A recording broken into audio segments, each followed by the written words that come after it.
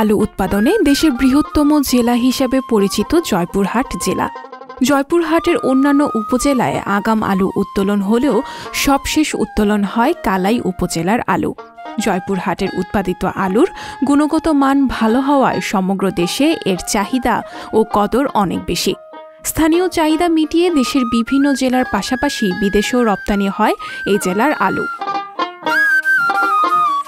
কৃষকরা বলছেন, আলু উৎপাদনে যে পরিমাণ খরচ হয়েছে বর্তমান বাজার অনুযায়ী তা বিক্রি করলে লস হবে।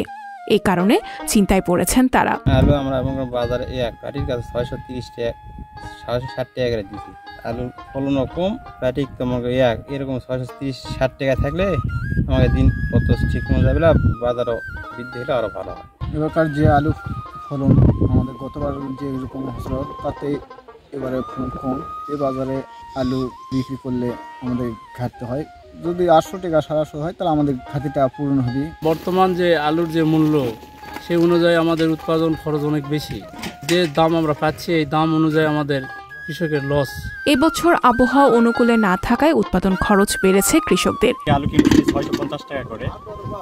এই আলুগুলা বাংলাদেশে বিভিন্ন অঞ্চলে বিক্রি করি আমরা এখানে 30 জন শ্রমিক কাজ করে আলু ধোয়া পর্যন্ত, বস্তা সেলাই করা পর্যন্ত আমরা 24 টাকা মজুরি পাই। এখানে 12 জন কাজ করতেছি, গাড়ি লোড দিচ্ছি, প্রতি বস্তা 15 টাকা করে নিচ্ছি। প্রত্যেকদিন 800 থেকে 700 বস্তা আলু কেনা বেচা হয়। বর্তমানে বাজারে আলুর যে দাম রয়েছে তাতে তাদের লাভ কিছুটা কম হবে। যদি আরও দাম কমে তাহলে লোকসান গুনতে হবে তাদের। আমি 100 বিঘা জমি আলু লাগাইছি, এর মধ্যে আমি 7 বিঘা মাটি আলু উঠাইছি, বাদ বাকি আলু আমার আছে। তবে বর্তমান যে বাজার, এই বাজারে যদি আমি আলু বিক্রি করি তাহলে আমার অনেক লস হয়ে যাবে। আমরা উচ্চ হারে বীজের দাম, সারের দাম কিনেছি, এই কারণে আমাদের অনেক ক্ষতি হবে। তাই আমি সরকারের কাছে আকুল আবেদন করতেছি যে আমরা কৃষক পর্যায়ে যেন আমরা 20-25 থেকে 30 টাকা আলুর দাম পাই। এতে হলে আমাদের কিছুটা হলেও স্বস্তি পাবো। এখন আলুর যে বাজার, এই বাজারে আমাদের কৃষকের যে মূল্য আসতেছে, মূল্যে আমাদের চাষাবাদ করা খুব অসহনীয় হয়ে পড়তেছে। এই অনুপাতে আমরা দেখতেছি সার, ঔষধ এগুলোর দাম অনেক বেশি। এই জন্য আমাদের কৃষকের উপর খুব চাপ পড়তেছে, লাভ হচ্ছে না খুব একটা। সরকারের যেন সুদৃষ্টি আমাদের উপর পড়ে যে আমরা যেন এই আলুর বাজারটাকে নিয়ন্ত্রণ রাখার মতো চেষ্টা করে, যেন আলু তো আমরা কৃষকরা সঠিক মূল্য পায়। এবার জয়পুরহাটে 38,950 হেক্টর জমিতে বিভিন্ন জাতের আলু চাষ করা হয়েছে। এর মধ্যে 7,500 হেক্টর জমিতে আগাম জাতের আলু চাষ হয়েছে। গত বছরের তুলনায় এবার জেলায় 225 হেক্টর বেশি জমিতে আলুর চাষ হয়েছে। কৃষকেরা অনেক আগেই আগাম জাতের আলু তুলতে শুরু করেছেন।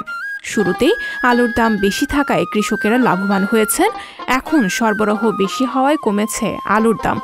জয়পুরহাটের আলুর মান ভালো হওয়ায় মধ্যপ্রাচ্যের বিভিন্ন দেশে এর ব্যাপক চাহিদা রয়েছে। সঞ্জিতা শম্পা, সংবাদ প্রকাশ।